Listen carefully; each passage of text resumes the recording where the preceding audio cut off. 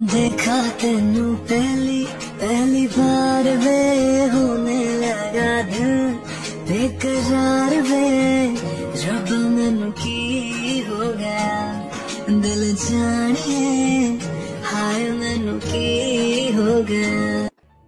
রুমের জানালার গ্রিল ধরে দাঁড়িয়ে সুদূরে তাকিয়ে আছে জিমিন। সামনের দিনগুলোর কথা চিন্তা করছে মেয়েটা। বাকিটা জীবন কিভাবে কাটবে ওর। ও কখনোই সুগাকে ভালোবাসতে পারবে না, এটা মোটামুটি নিশ্চিত। ও সুগা কি এসব মেনে নেবে? বিয়ে নিয়ে প্রতিটা মানুষের মনেই ফ্যান্টাসি থাকে, স্বপ্ন থাকে। সুগাও নিশ্চয়ই এর ব্যতিক্রম নয়। কিভাবে সামলাবে ও সুগাকে? নানান চিন্তায় জিমিনের শরীর অবসন্ন হয়ে আসছে। কি দেখছো এভাবে? নিজের খুব কাছে সুগার গলা শুনে চমকে এক ধাপ পিছিয়ে যেতেই জানালার সঙ্গে পিঠ ঠেকলো জিমিনের। আমাকে ছোবেন না প্লিজ, নিজের অজান্তেই মুখ ফসকে বলে ফেলেছে জিমিন। জিমিনের এহেন কথায় থমকে যায় সুগা। সে তো জিমিনকে ছুতে চায়নি। তোমাকে ছুতে চাইনি আমি, আর ছুলে বা দোষ কোথায়? তুমি আমার স্ত্রী, তোমাকে ছোঁয়ার অধিকার আছে আমার। না। কেন? আমি এখনো মন থেকে প্রস্তুত নই, আমার সময় লাগবে। জিমিনের কথায় মৃদু হাসলো সুগা। ও বুঝতে পারছে জিমিনের এমন কথা বলার কারণ। ঠকেছে ও, আর ঠকেছে নিজের বোকামের কারণে। কেন হুটহাট জিমিনকে ভালো লাগার কথা জানিয়েছিল মামিকে? কেন আগে জানতে চায়নি জিমিনের একান্ত কেউ আছে কিনা? মামির প্রস্তাব শোনার পরে কেন জানালে না তুমি কারোর কাছে প্রতিজ্ঞাবদ্ধ? তাহলে অন্তত তোমাকে কষ্ট পেতে হতো না। সুগার কথা শুনে জিমিনের সর্বশরীর কাঁপছে। যে ভয়টা ও পাচ্ছিল সেটাই সত্যি হলো। কি জবাব দেবে ও সুগার কথায়? অনেকক্ষণ মাথা নিচু করে কথা গুছিয়ে নিল জিমিন। ধরা যেহেতু পড়ে গেছে সেহেতু লুকিয়ে রেখে লাভ নেই। তবে ওর ভয় হচ্ছে বেগমকে নিয়ে। জিমিন কোনোভাবেই এই সম্পর্কের টানাপোড়েন লুকিয়ে রাখতে পারবে না। প্রকাশ একদিন হবেই, আর সেদিন কি হবে সেটা ভাবতেই ওর ভয় হচ্ছে। ও জাঙ্কুক আর তার গ্যাংকে ভালো করেই জানে। ওরা সুগার জন্য বেগমের ক্ষতি করতে এক মুহূর্তও ভাববে না। হয়তো জাঙ্কুকদের কথা ভেবে এসবে জড়াবে না, কিন্তু ওই গ্যাংয়ে সুগার ভূমিকাও কম নয়। জাঙ্কুক বেগমকে কিছু না বললেও অন্যেরা ঠিকই বলবে। অনেক ভেবেচিন্তে মুখ খুলল জিমিন। যাই হয়ে যাক না কেন ও বেগমের নাম কিছুতেই বলবে না। আমি স্বেচ্ছায় বিয়েতে রাজি হয়েছি। হয়তো একসময় কারোর কাছে প্রতিজ্ঞাবদ্ধ ছিলাম, কিন্তু বিয়ের সাথে সাথে সবকিছু শেষ হয়ে গেছে। আপনাকে মেনে নিতে আমার সময় লাগবে। আই হোপ সেই সময়টুকু আপনি আমাকে দেবেন। অনেক কষ্টে নিজেকে স্বাভাবিক রাখলো সুগা। জিমিনের কথার ধরন বলে দিচ্ছে ওর ভালোবাসা ও সহজে ভুলতে পারবে না। সুগা বরাবরই ঠান্ডা মাথার ছেলে, রাগ ওর ধাতে নেই। তবে জিমিন যদি একবার ওর মুখের দিকে তাকাতো, তবে ওর চোখ মুখে ফুটে ওঠা কষ্ট ঠিকই অনুধাবন করতে পারত। সুগা দ্রুত পায়ে রুম থেকে বেরিয়ে গেল, সেই সাথে বেরিয়ে গেল বাড়ি থেকে। ওর মন মস্তিষ্কে ঝড় বইছে এখন। ও বুঝতে পারছে না এই ঝড় সামাল দেবে কিভাবে। আম্মু, আমি ভাবিকে নিয়ে একটু শপিং এ যাই। আগামী পরশু শুভর বাবা মার অ্যানিভার্সারি। আঙ্কেল আন্টির জন্য গিফট কিনতে হবে। তের সাথে গল্প করছিলেন জিন, তখনই লিসা এসে মাকে রিকোয়েস্ট করলো, রিসেপশনের আগে বৌমাকে বাইরে যেতে দেব না। যা শপিং করার তুমি একাই করো। আর শুভর বাবা মাকে আঙ্কেল আন্টি ডাকছো কেন? এখন থেকে অভ্যাস করো, নয়তো বিয়ের পরও এই বদ অভ্যাস থেকে যাবে। তে অবাক হয়ে গেছে শাশুড়ির কথা শুনে। লিসা কাউকে পছন্দ করে, আর সেটা ওর বাড়িতে জানে। আবার বিয়ের আগেই সেই বাড়ির অনুষ্ঠানেও যাবে। তে ফেলফেলিয়ে তাকিয়ে থাকলো ওদের দিকে। কি আম্মু, ব্যাকডেটেড শাশুড়ির মতো কথা বলতে শুরু করলে যে? কি হবে এখন যদি ভাবি শপিং এ যাই? আমি চিন্তা করেছি ওর বাসায় আমি ভাবিকেও নিয়ে যাব। তাই অযথাই পুরোনো দিনের শাশুড়ি হওয়ার চেষ্টা করো না। আমি যেটা বলেছি সেটাই হবে। শুধু নিজের শাশুড়ির সংস্কার মানার চেষ্টা করছি আমি। নতুন বউ 7 দিনের আগে বাবার বাড়ি ছাড়া অন্য কোথাও যাবে না। তোমার দাদিও সবসময় বলতেন নতুন বউদের 7 দিন বাড়ি থেকে বের হতে নেই, এর মধ্যে তারা শুধু বাবার বাড়ি যাবে। এতে যদি আমি পুরনো দিনের শাশুড়ি হই তো হলাম। আম্মু প্লিজ চুপ করো, কোনো কথা হবে না। বৌমা, তুমি আমার উপর রাগ করো না কেমন? গত রাতেই তোমার শ্বশুরকে নিয়ে মেহমানদের লিস্ট করেছি। আজকে রবিবার, মঙ্গলবার তোমাদের রিসেপশন, বুধবার তোমার বাবার বাড়িতে যাবে। এর মধ্যে কোথাও যাওয়ার দরকার নেই বৌমা। আমি রাগ করিনি মা, আমাদের গ্রামেও নতুন বউদের বাড়ি থেকে বের হতে দেয় না। গুরুজনরা বলে এতে নাকি সমস্যা হয়, খারাপ নজর লাগে। লিসা বুঝলো ওর সকল আশায় পানি ঢেলে দিল ওর ভাবি। আজকের দিনের জন্য কত প্ল্যান করেছিল ও, ভাবিকে নিয়ে ঘুরবে, রেস্টুরেন্টে যাবে। ও মন খারাপ করে একাই শপিং এ যাওয়ার সিদ্ধান্ত নিল। রাত 10টা বেজে গেছে। তে এতক্ষণ লিসার সাথে আড্ডা দিচ্ছিল। লিসা ওর হবু শ্বশুর শাশুড়ির জন্য কি গিফট কিনেছে সেটাই তেকে দেখায়। এছাড়াও তের জন্য অনেক কেনাকাটা করেছে মেয়েটা। এত শপিং দেখে তে তবদা খেয়ে গেছে।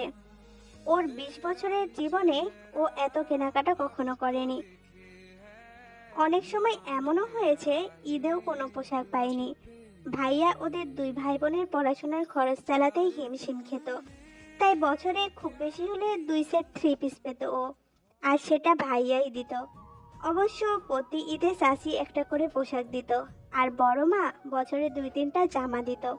তাই আজ চোখের সামনে 10টা 3 পিস 10টা শাড়ি দেখে কেঁদে ফেলল তেকে কাঁদতে দেখে জিন ওকে জড়িয়ে ধরলেন। লিসার ডাকে তিনিও এসেছিলেন তের জন্য নিয়ে আসা পোশাক দেখতে। তুমি কাঁদছো কেন বৌমা? তোমার কি এসব পছন্দ হয়নি? পছন্দ না হলে বলো, আমি কালকেই তোমার জন্য আরো সুন্দর পোশাক নিয়ে আসব। সবগুলোই আমার পছন্দ হয়েছে মা। আসলে জীবনে একসাথে এতগুলো পোশাক কখনো পাইনি তো, তাই আবেগে কেঁদে ফেলেছি। জিন একজনের কাছ থেকে তের ছোট মা সম্পর্কে শুনেছিল। তার কথার সত্যতা তের চোখের পানিতেই প্রমাণ হয়ে গেছে। তিনি এবার তের কাছে জানতে চাইলেন তার পরিবার সম্পর্কে। তোমার আব্বা আম্মা তোমাকে শপিং করে দিত না? আমি শুনেছি তুমি যাকে আম্মা ডাকো সে নাকি তোমার সৎ মা। সে কি তোমাদের 2 ভাই বোনকে আদর করে না? তুমি যদি চাও নিজের মা ভেবে আমাকে সবকিছু বলতে পারো।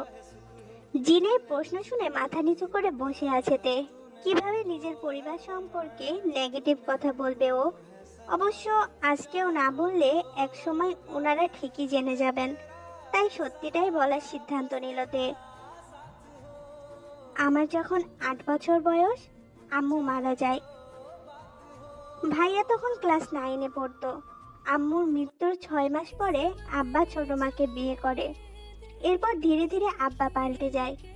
বদলটা প্রথমে আমরা বুঝতে পারিনি, কিন্তু ভাইয়া যখন বুঝতে পেরেছে তখন থেকেই নিজে কিছু করার চেষ্টা করেছে। ক্লাস 10-এ ওঠার পর থেকেই ভাইয়া টিউশনি করাতো।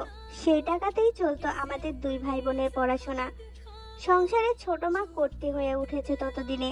আমাদের ঠিকমতো খেতেও দিত না, আবার সে কথা কাউকে বলতেও পারতাম না।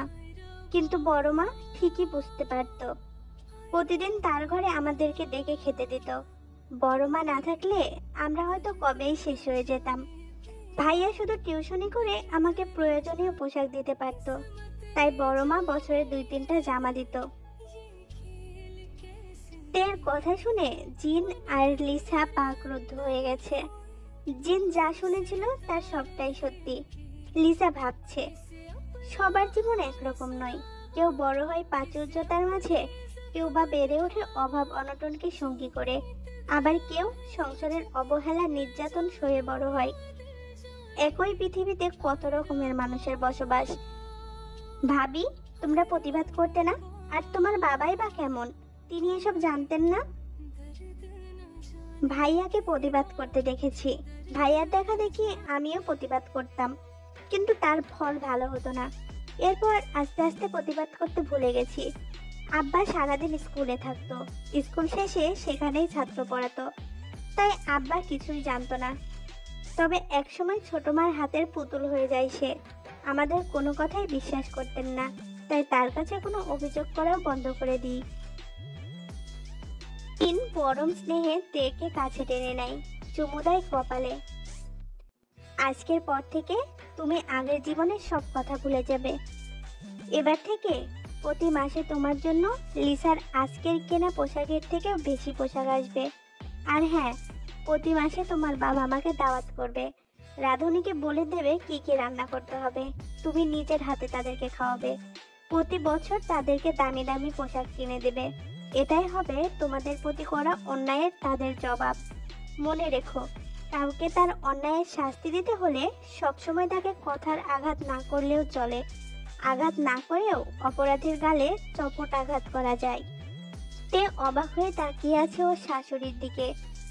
ওর সামনে বসে থাকা মানুষটা যে মন্দ নয় এটা ও বুঝে গেছে। আমার প্রতি মাসে নতুন পোশাক লাগবে না মা, এগুলো না ছেঁড়া পর্যন্ত নতুন পোশাক আনবেন না, কিন্তু এগুলো দিয়েই আমার কয়েক বছর চলে যাবে। তুমি জীবন বাড়ির বউ, এই কয়টা পোশাক দিয়ে তুমি কয়েক বছর চালানোর চিন্তা করছো? শোনো পাগলি মেয়ে, তুমি না চাইলেও পোশাকের স্তূপে তোমাকে হাবুডুবু খেতে হবে।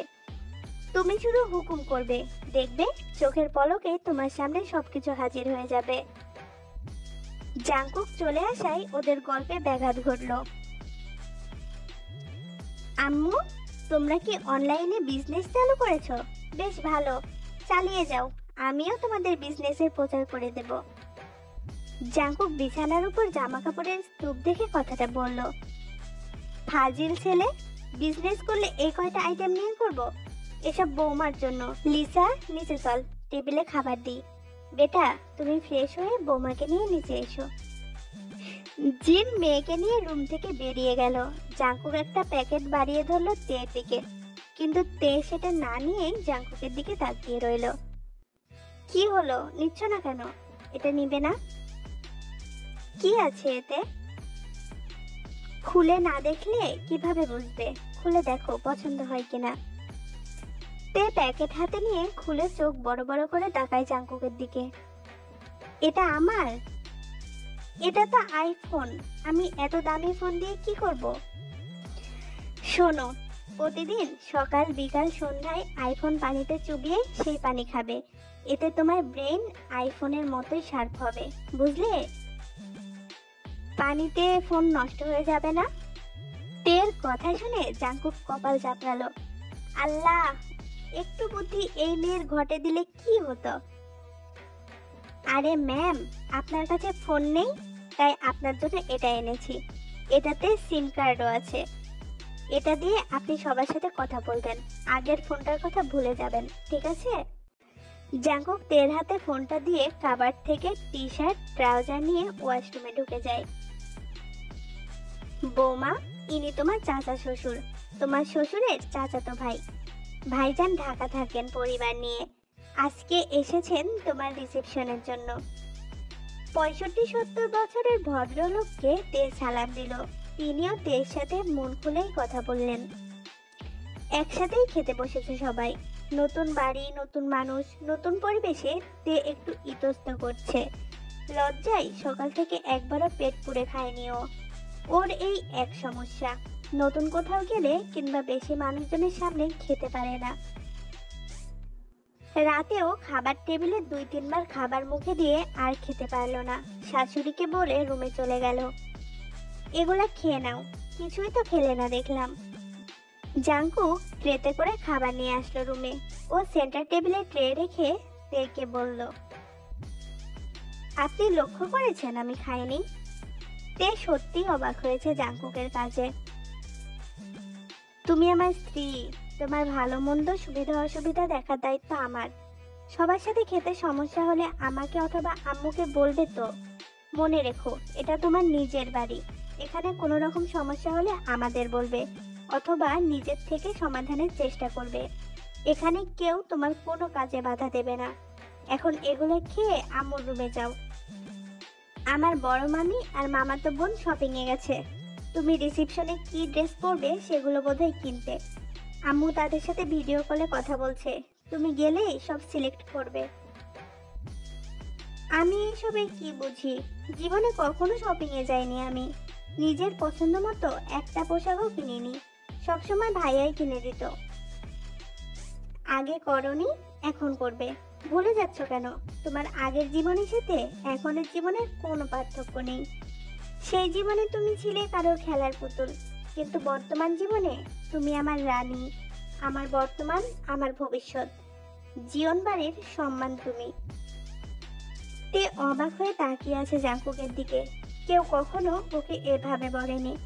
ছোটবেলা থেকে ছোট মা ওর সাথে দূর দূর আচরণ করত, বাবাও অবহেলা করেছে, প্রিয়াস পিতা কারণে অকারণে অপমান করেছে।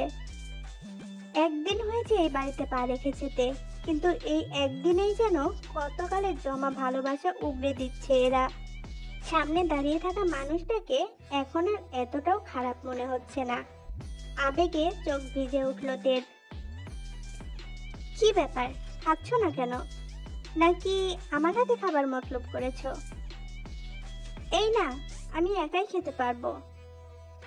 হুম, সেটা তো আর হচ্ছে না। একবার আমার মনে হয়েছে তুমি আমার হাতে খেতে চাও, তাই এখন সেটাই হবে। এসো, এখানে বসো। পেটে ক্ষুধা থাকায় তেও আর কোনো উচ্চবাক্য করলো না, তৃপ্তি সহকারে খেতে থাকলো। মাঝে মধ্যে চোরা চোখে তাকিয়ে দেখছে এই গুন্ডা ছেলেটাকে।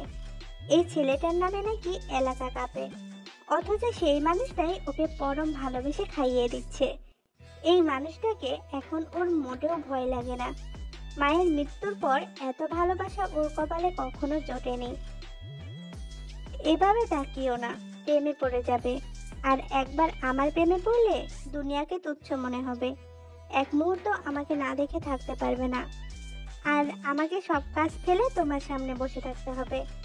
একটা মাত্র বউয়ের আবদার কখনোই ফেলতে পারবো না আমি। জাঙ্কুকের কথা শুনে তে লজ্জায় মাথা নিচু করে ফেলে। মাথা নিচু করে বেশ খানিকক্ষণ হাসলো ও। খাবার শেষ করে তে যায় জিনের রুমে। সেখানে গিয়ে দেখে লিসা আর জিন ফোনের স্ক্রিনে চোখ রেখে কিছু একটা মনোযোগ দিয়ে দেখছে। তেকে দেখেই জিন হাত বাড়িয়ে দিয়ে নিজের কাছে ডাকলেন। তেও গিয়ে বসে পড়লেন তার পাশে। আইয়ু, এই যে দেখ আমার বৌমাকে, দেখ কি মিষ্টি দেখতে আমার বৌমা। জিনের ভাইয়ের মেয়ে আইয়ু। আইয়ু বেশ কিছুক্ষণ কথা বলে তের সাথে। এই, এখন গল্প বাদ দিয়ে আমার বৌমাকে লেহেঙ্গা শাড়ি দেখাও। তে, তুমি পছন্দ করে বলো কোনগুলো নেবে। মা, আজকেই তো লিসা আপু অনেকগুলো শাড়ি এনেছে আমার জন্য। আবার কেন? ওইগুলো তো আর রিসেপশনে পরার জন্য আনেনি। এই অল্প সময়ের মধ্যে যেহেতু আমি ঢাকা যেতে পারিনি, তাই এই ব্যবস্থা। তুমি পছন্দ করো। আমি এইসব সম্পর্কে কিছুই জানি না মা, আপনিই পছন্দ করুন। জীবনে কখনো শপিং এ যাইনি আমি। জিন দুঃখী চোখে তাকালো ওই মা মরা মেয়েটার দিকে। একদিনেই তিনি বুঝতে পেরেছেন মেয়েটা একটু বেশি সরল, কোনো কথা লুকাতে জানে না, কিংবা সত্য কথা বলতে একটুও দ্বিধাবোধ করে না। আজকের পর থেকে তোমার প্রয়োজনীয় সবকিছু তুমি নিজে পছন্দ করে কিনবে, নিজের পছন্দ মতামত সবার সামনে প্রকাশ করবে, নিজেকে সমাজের সামনে যোগ্য বলে প্রমাণ করবে। আর সেজন্য যা করতে হবে তোমাকে সব শিখিয়ে দেব। সবসময় আমাদের তোমার পাশে পাবে। তে বুঝতে পারছে এই বাড়ির প্রত্যেকটা মানুষই ভালো। ওরা কেউই ওর সাথে নতুন বউয়ের মতো আচরণ করছে না, বরং ওকে সামনে এগিয়ে যেতে সাহায্য করছে। তেজিমিনের রিসেপশনে শাড়ি, লেহেঙ্গা, জুতা, থ্রি পিস সহ আরো জিনিসপত্র এবং জাঙ্কুক ও সুগার জন্য স্যুট সহ প্রয়োজনীয় সবকিছু পছন্দ করলেন জিন এবং লিসা। তে চেয়ে চেয়ে দেখলো এত শপিং করেও ওদের যেন স্বাদ মিটছে না। তে রুমে এসে দেখলো জাঙ্কুক বিছানায় শুয়ে ফোন টিপছে। এদিকে ও হাসপাস করছে জিমিনের সাথে কথা বলার জন্য। ওদের জন্য এত শপিং করেছে, কিন্তু এই কথা জিমিনকে বলতে পারবে না, এটা কিছুতেই হয় না। এই, একটু রুম থেকে বাইরে যান না, আমি জিমিনের সাথে কথা বলবো। তোমার কথা বলার সাথে আমার বাইরে যাওয়ার সম্পর্ক কি? কথা বলো তুমি। না, আপনার সামনে বলা যাবে না। এজন্যই বোধহয় আমার ছোট মামা বলতো, বিয়ে করলে পুরুষের নিজের বলতে কিছুই থাকে না। বছরের পর বছর যে রুমকে নিজের ভাবতো তারা, বিয়ের পর সেই রুমের মালিকানাও বউয়ের কাছে হস্তান্তর করতে হয়। আজ ছোট মামার কথার সত্যতা প্রমাণ পেলাম। জিয়ন জাংকুক, তুইও আজ থেকে তোর রুমের মালিকানা বউয়ের কাছে হস্তান্তর কর। আপনি সবসময় এভাবে কথা বলেন কেন? মনে হয় আপনি নিঃস্ব, দুঃখী। কয়েক মিনিটের জন্যই তো শুধু রুম থেকে বেরিয়ে যেতে বলেছি, চিরদিনের জন্য তো যেতে বলিনি।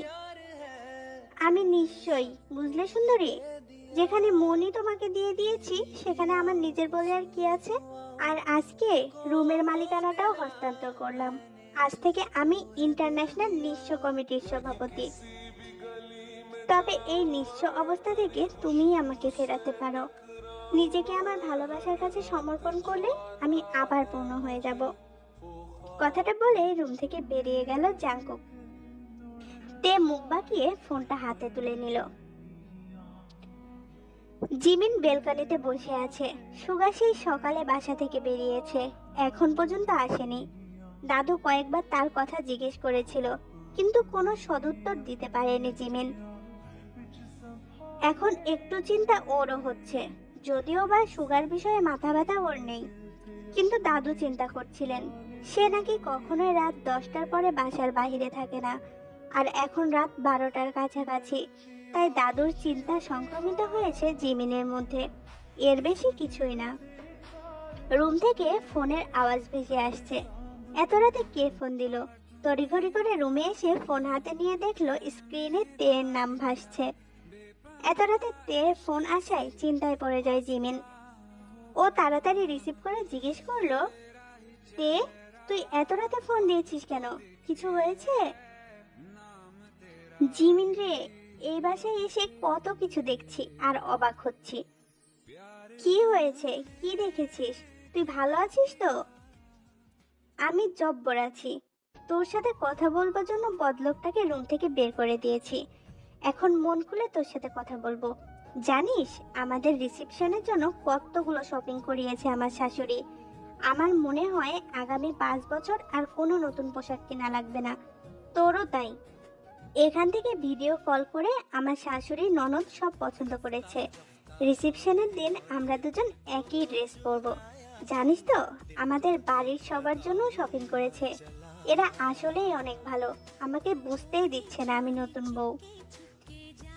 তের কথা শুনে কপালে চিন্তার ভাঁজ পড়লো জিমিনের। কি বললি? তুই জাংকুক ভাইয়াকে রুম থেকে বের করে দিয়েছিস? খুব খারাপ কাজ করেছিস। সে কিছু বললো না? রাগ করেনি?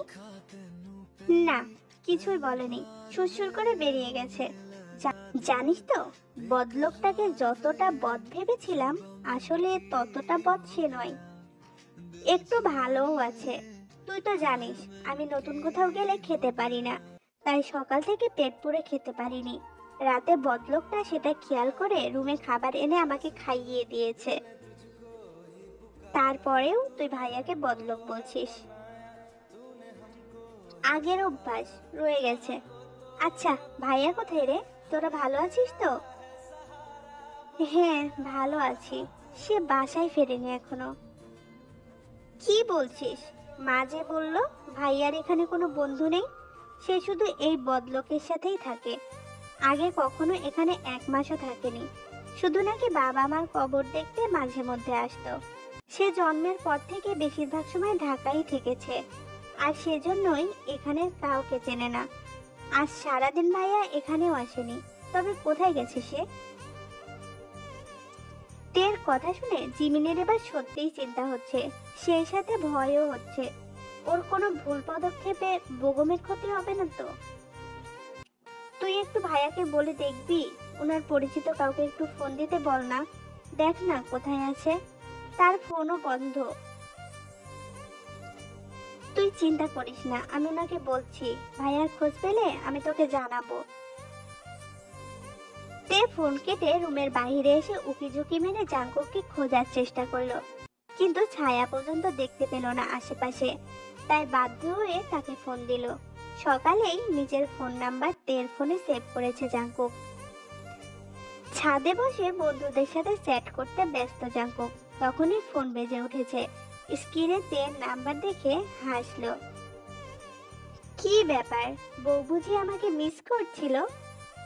রাখেন আপনার মিস। কোথায় আপনি? বেরিয়ে গেছেন নাকি বাসা থেকে? পাগল হয়েছি?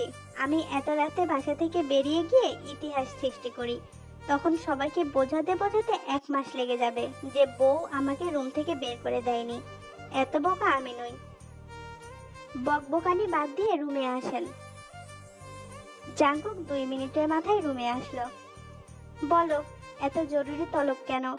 নাকি আমাকে ছাড়া ঘুমাতে পারছো না? বদলোক, এত বেশি বুঝেন কেন? সুগা ভাইয়া নাকি এখনো বাসায় ফেরেনি। জিমিন চিন্তা করছে, আপনি একটু দেখুন না। তের কথা শুনে জাঙ্কুকের কপালেও চিন্তার ভাঁজ পড়লো। ও দ্রুতই ফোন করলো সুগাকে। না পেয়ে আশেপাশে আরো বন্ধুদেরকে ফোন করলো।